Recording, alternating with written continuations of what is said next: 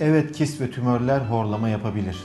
Ancak bu hastalarda diğer horlama hastalarından çok farklı bir özellik mutlaka göze çarpmalıdır.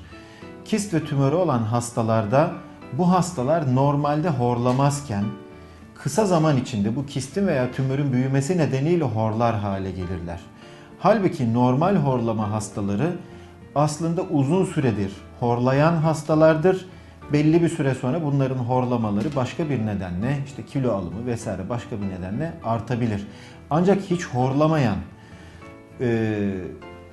normal vücut ağırlığına sahip, önemli bir problemi olmayan, burnuyla o güne kadar herhangi bir sıkıntısı olmamış, boğazıyla ilgili bir sıkıntısı olmamış bir kişide son birkaç ay içinde horlama olması, bunun gitgide artış göstermesi kist veya bir tümör işareti olabilir.